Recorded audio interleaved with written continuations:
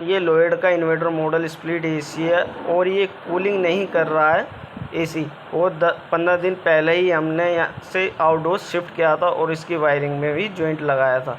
तो हम सीधे ऊपर आ गए हैं इसकी वायरिंग को चेक करने। तो सबसे पहले हम ऊपर वोल्टेज को चेक करेंगे। तो वोल्टेज को चेक करने के लिए क्लैम्प मीटर पर हम एसी वोल्टेज को सेलेक्ट करेंगे। इस पर जैसा कि हमने एसी वोल्टेज को सेलेक्ट कर लिया है, तो यहाँ फेस और न्यूटन पे लगा के देखेंगे कि ऊपर हमारी 240 वोल्टेज 230 से 240 वोल्टेज के आसपास आ रही है या नहीं आ रही है। जैसा कि ऊपर हमारी 240 वोल्टेज के आसपास आ रही है हमारी, फिर उसके बाद हम फेस और कम्युनिकेशन वायर पे लगाएंगे। तो वहाँ पे ही चेक करेंगे कि 240 वोल्टेज आ रही है हमारी, नहीं आ रही। जैसे कि 240 वोल्टेज हमारी आ रही है, फिर हम मीटर को डीसी वोल्टेज पर सेट करेंगे और कम्युनिकेशन और न्यूटन पर चेक करेंगे कि क्या हमारा कम्युनिकेशन हो रहा है या नहीं हो रहा है। जैसे कि वोल्टेज अप डाउन हो रही है तो कम्युनिकेशन हमारा अच्छे से हो रहा है। तो जो प्रॉब्लम है इसमें हमारा कंप्रेसर ऑन नहीं हो रहा है, जिसकी वजह से ये चीज़ें हमने चेक करी हैं। तो यहाँ तक हमारा क्लियर हो गया कि पीसीबी आउटपुट निकाली और हमारा कम्युनिकेशन भी ठीक है। हमारा क्लियर हो चुका है कि कम्युनिकेशन तो हो रहा है हमारा इंडोर की पीसीबी से आउटडोर की पीसीबी के बीच, और हमारी जो जॉइंट लगाया था वो भी हमारा ठीक है। अब हम क्या करेंगे कि इसका जो कवर है, कवर को खोल लेते हैं आउटडोर के, फिर उसमें वायरिंग चेक करते हैं कि वायरिंग हमारी कहीं से चूहों ने काट तो नहीं रखी, और पीसीबी भी चेक करेंगे। तो दोस्तों स्किप बिल्कुल भी ना करें, वीडियो को पूरा देखें, जिससे कि आपको भी समझ में आ जाएगा कि आउटडोर किस तरीके से चेक किया जाता है। आउटडोर को खोल लेता हम जल्दी से।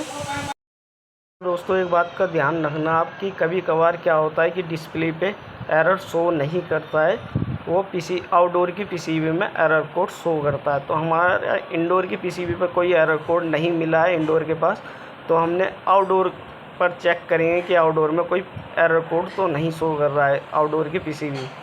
तो जैसा कि हमने हटा दिया, यहाँ देख सकते हैं कि पीसीबी के कवर के ऊपर एरर कोड लिखे हुए हैं पीसीबी के। अगर कोई एरर कोड या लाइट बिलिंग कर रहा है तो इस पर इसके अकॉर्डिंग आप देख सकते हैं। कि थोड़ा जूम करके दिखा देता हूँ मैं आपको।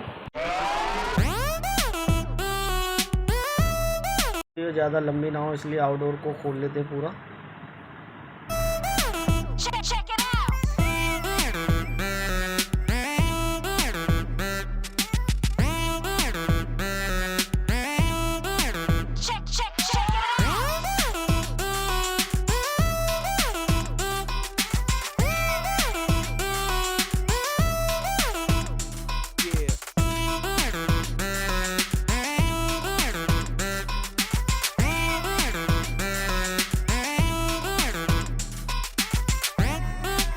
जैसा कि हमने आउटडोर पूरा खोल लिया है, और इसमें हम देखेंगे कि इसमें एक सेंसर नहीं दे रखा है, जबकि उसका थिम्बल दे रखा है, यहाँ पर जैक दे रखा है, पर वो सेंसर नहीं है।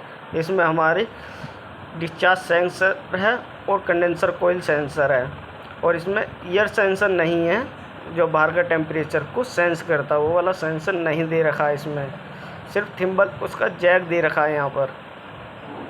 तो उसको एक बार चेक कर लेते हैं कि कहीं खुला हुआ तो नहीं है, कभी पहले दिखाया हो और वो व्यक्ति लगाना भूल गया उस सेंसर को। चेक कर लेते हैं अच्छे से कि इसमें सेंसर तो नहीं है। हो भी सकता है कि उसकी वजह से ये प्रॉब्लम कर रहा हो। सिर्फ इसमें एयर सेंसर का जैक दे रखा है, एयर सेंसर नहीं है इसके अंदर। तो दोस्तों कभी कभार एयर सेंसर की वजह से भी ये प्रॉब्लम होती है। अगर हम सबसे पहले इसमें पीसीबी को चेक करें कि हमारी पीसीबी आउटपुट निकाल लिए कंप्रेसर के लिए या नहीं निकाल लिया। इसके पीसीबी के ऊपर वाले कवर को खोल लेते हैं। इसमें लॉक लगे हुए होते हैं, तो हम लॉक को खोल लेते हैं। पेचकस से थोड़ा सा हम उठाएंगे। हम नोच प्लास का इस्तेमाल कर रहे हैं। जैसे कि हमने उठा दिया है, अब पेचकस लेंगे तो हल्का सा और उठा देंगे तो हमारा ये कवर आसानी से निकल जाएगा। जैसा कि हमने कवर निकाल लिया और एसी को चालू करा देते हैं, ऑन करते हैं एसी को नीचे से ही। तो अभी 3 मिनट लगेगी ऑन होने में। इंडोर स्टार्ट हो चुका है और आउटडोर के पीसीबी पर देख सकते हैं लाइट भी आ चुकी है हमारी, पर हमारा आउटडोर अभी स्टार्ट नहीं हुआ। जैसे ही इंडोर कम्युनिकेशन में सप्लाई देगी वायर पे तो हमारा आउटडोर स्टार्ट हो जाएगा।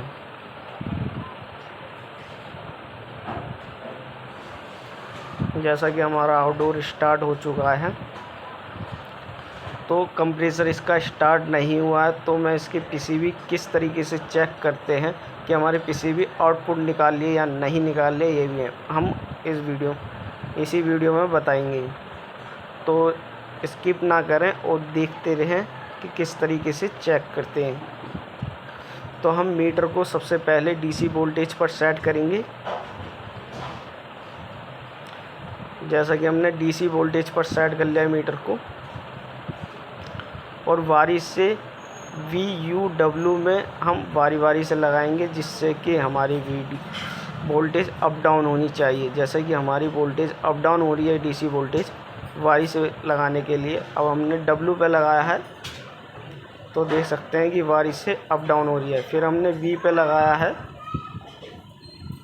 तो इसमें भी हमारी अप डाउन हो रही है वोल्टेज, तो यानी कि हमारी पीसीबी ओके है। और इसमें एरर कोड शो करना स्टार्ट कर दिया हमारी पीसीबी ने। तो यहाँ LED जो रेड कलर की LED है वो ग्लो करनी स्टार्ट हो रही है, ब्लिंक कर रही है, और ये 4 बार कर रही है, जैसे कि 2 3 4, फिर रुकेगी और फिर दोबारा ब्लिंक करेगी 4 बार। 1 2 3 4 बार ये हमारी ब्लिंक कर रही है। पीसीबी का एरर है ये हमारे कंप्रेसर का डिफ़ॉल्ट एरर है, इसमें कंप्रेसर ऑन नहीं हो रहा है हमारा। तो इसमें हम किस तरीके से और चेक करेंगे कि कंप्रेसर की वायरिंग जल गई है या नहीं जल गई है, तो ये भी चीज़ चेक करेंगे हम। एसी को हम ऑफ़ कर लेते हैं, पहले सप्लाई को निकाल देते हैं, फिर उसके बाद कंप्रेसर को भी चेक करते हैं कि कंप्रेसर हमारा डिफ़ॉल्ट है या हमारी वायरिंग जल चुकी है, जिसकी वजह से एरर कोड शो कर रही है पीसीबी हमारी।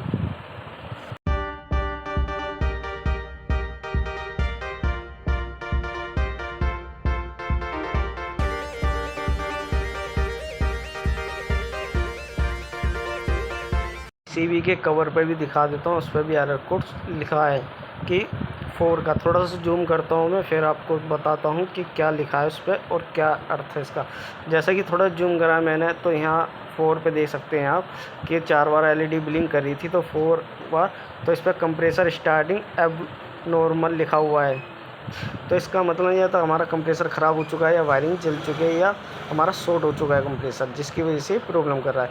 तो हमने इसी को ऑफ़ कर दिया और यहाँ से इसका जैक निकालेंगे। जैसा कि हमने नोच प्लस की सहायता से हमने जैक को बाहर कर निकाल लिया है पीसीबी के। अब यहाँ हम मीटर को बजर पर सेट करके और इसमें कंटिन्यूटी चेक करेंगे कि कंटिन्यूटी आ रही है या नहीं आ रही है हमारी।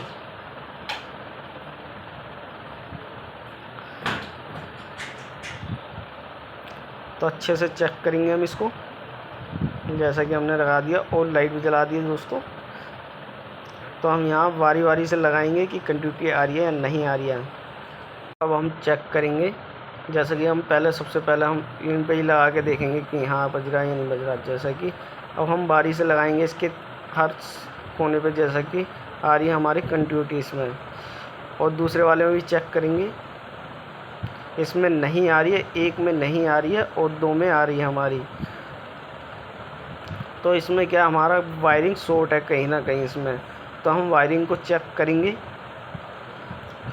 खोल लेते हैं इसको, कवर को हटाते हैं यहाँ से, और इसके कैप के ऊपर एक स्क्रू लगा हुआ है, उसको खोल लेंगे। बोल्ट लगा हुआ है यहाँ, जैसे कि हम प्लास से घुमा के खोल लेते हैं। अब इसका कैप को हटा देंगे, तो टर्मिनल के ऊपर लगा हुआ होता है कैप।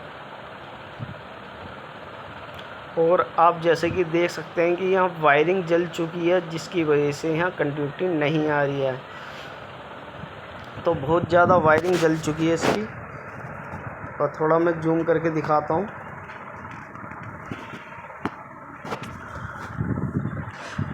आप देख सकते हैं बहुत बुरी तरीके से जल गई है, और ऑयल भी आया हुआ है कंप्रेसर के टर्मिनल के पास। ये कंप्रेसर लीक हो चुका है यहाँ यहाँ से लीक हो चुका है। देख सकते हैं कि कितना ज़्यादा ऑयल आया हुआ है यहाँ पर, जिसकी वजह से ये हुआ है। तो या तो शॉर्ट होने की वजह से लीकेज हो गया हो, या फिर यहाँ से गैस लीकेज हो रही हो और उसकी वजह से शॉर्ट हो गया हो। कुछ भी नहीं कह सकते हम किस वजह से ये शॉर्ट हुई है वायरिंग। तो इसको निकाल लेते हैं और अच्छे से साफ़ करके देखते हैं।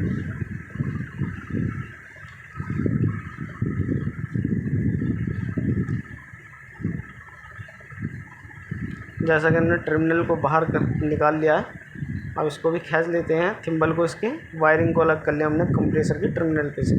और आप देख सकते हैं बहुत ज़्यादा ऑयल है यहाँ पर। तो हम कपड़े की सहायता से इसको साफ़ करेंगे और देख सकते हैं कितनी बुरी तरीके से वायरिंग जली है, जिसकी वजह से कंप्रेसर स्टार्ट नहीं हो रहा था और कूलिंग भी नहीं कर रहा था ये कंप्रेसर।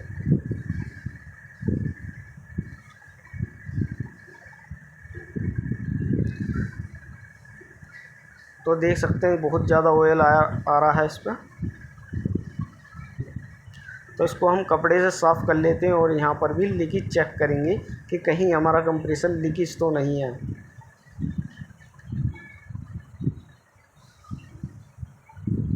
जो इसके ऊपर ऑयल आ रहा है कंप्रेसर से, हम कपड़े से साफ़ कर लेंगे, फिर लीकेज भी चेक करेंगे। इसमें थोड़ा हवा का प्रेशर है, उससे चेक करके देखते हैं कि लीक तो नहीं है कंप्रेसर हमारा।